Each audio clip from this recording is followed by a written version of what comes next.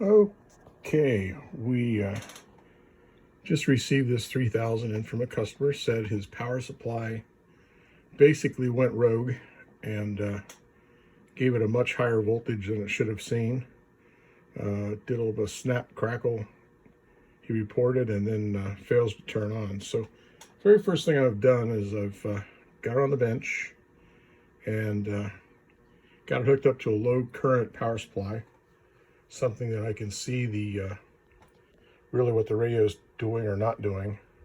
So let me show you a little bit of that. Here's a little power supply that we use, and I'm going to turn it on here.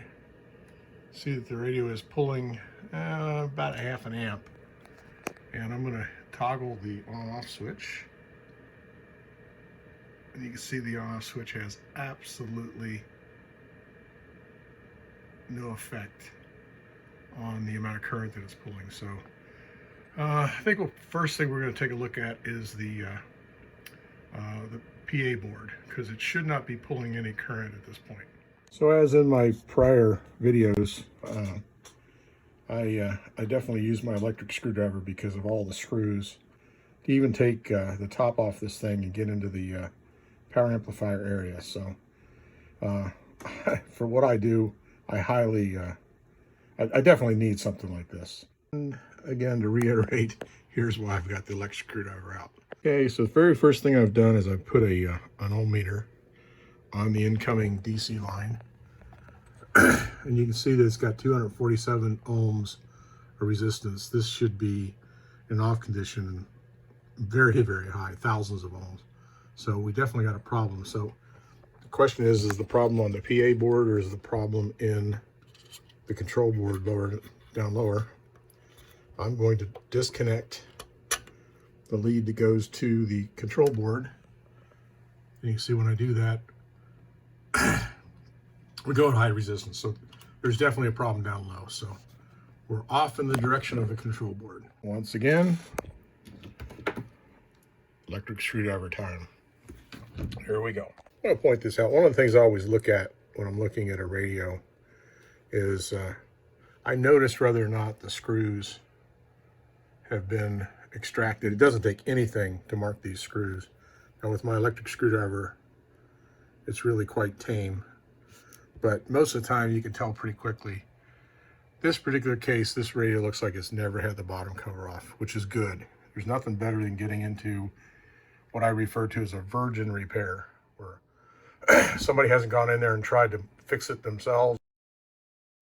You're gonna see this for the first time at the same time that I see it. So what I've done is I've just taken the 4 screws out that hold the DSP, did my taping thing, so they're all in their nice little cocoon there. So we're gonna unplug the DSP very gingerly here, and move this guy out of the way and take a look at what we got. So everything looks, I don't see any burnt spots or burnt components at this point. So we're going to dig in here and see what we got. Well, once again, sorry about the messy workbench, but this is a working workbench, not a studio. So what we're going to do right now is take a look at, this is the 3-volt regulator, which is the always on circuit. And we're going to look at the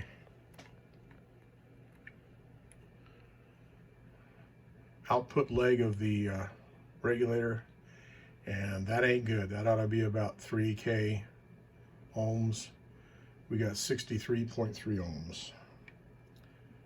And the input to that guy is 44 ohms. So not happy. So anyway, next thing I'm going to do is I'm going to lift the leg of the regulator, make sure that that's not the driving factor here. Okay, so I went ahead and on the fly made a decision. I just pulled the regulator completely out. So first thing I'm going to do is I'm going to check the input to the regulator, see what the resistance looks like there. Very high, 300K, 100, you know, that's just capacitors charging and discharging. So now we're going to look at the output of the regulator. 197 ohms. Better than the 40s that we had a minute ago, but still not good. So what I did is I went ahead and, normally I would just not worry about this. I would take off the parts and take a look at the resistance change as I do it. So what we're going to do now is determine whether or not the processor has been damaged. There's a series of chips, and I show you this in my 950 repair. The 950 repair and the 3000, 1200s, they're almost all, they're basically identical. You can fix pretty much any of these control boards with one another schematic because they're that similar. So I'm going to begin to remove some of the chips that interface, the 3-volt chips that interface, and watch what happens as I go ahead and remove these.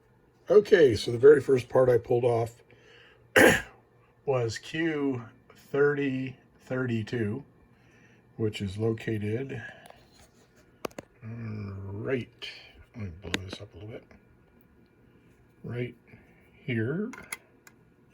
Where are you? There we go. Right there. I just pulled him off, and look what happened when I did that. Let me get this. We got the high resistance. So this little guy, and the reason, I'll tell you the reason why this is the first one I pulled off. And where'd he go here? I gotta find him. There we go. That's the first little guy I pulled off. The reason I pulled him off is almost always this part is bad. Now, typically the other parts on the board are bad too, but this little guy is always, typically always, 100% of the time blown. I just got finished working on a set of boards for 950 that actually came in from Indonesia, and I wasn't able to repair the guy's control board. I had to sell him a used one that I had and covet very closely because those things are impossible to get on a 950. Anyway, it had burnt so bad, and I think I've got a picture of it. If I do, I'll include it in the video. It had burnt up so badly, it actually burned almost all the way through the board. When, I mean, it not only zapped, but it zapped and cooked for long enough to burn a hole in the board. So if I got that picture, I'll show it to you. Anyway, so when I pulled him off, we got high resistance. So I'm going to throw a 3-volt regulator in here and see if this guy fires up and acts normally. I probably will go ahead and replace the other interface 3-volt parts simply because it's here, they're cheap.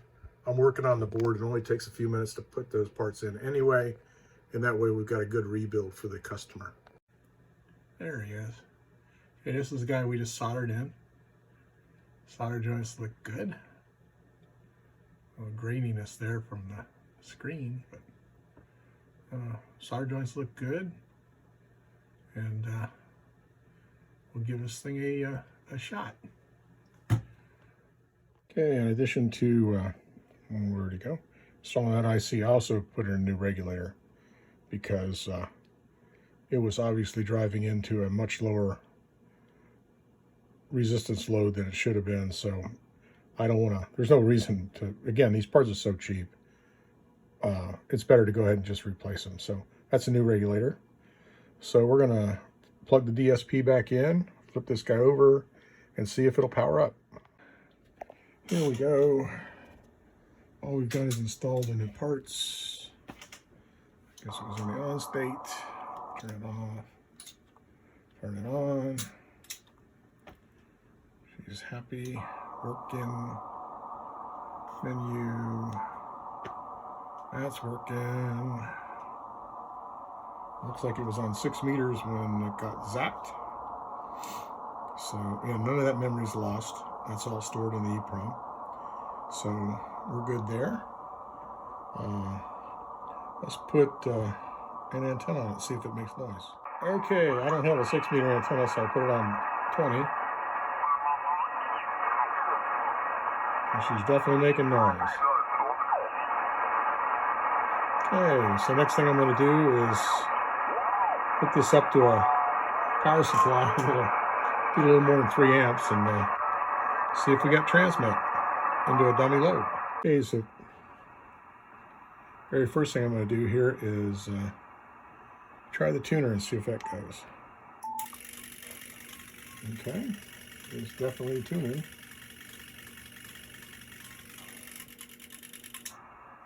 There we go. There's tune. Looks like it's in the single sideband HF.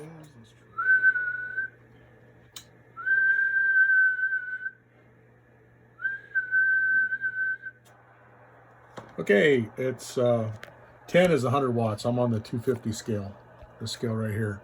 So that's 100 watts. And hey, there's a process I forgot to mention. I always load the latest version of firmware in the radio just to make sure that we're good. This also checks out the COM ports and make sure that the radio will talk through the cat port, which is obviously very important. So what we're doing right now is we're loading firmware just to make sure that the communication, the processor, and everything is happy there too, in addition to operating the radio. So this is the final step outside of getting the screwdriver back out. And just one quick last thing, it said okay, which means the latest version of software is loaded. We are golden. Off we go.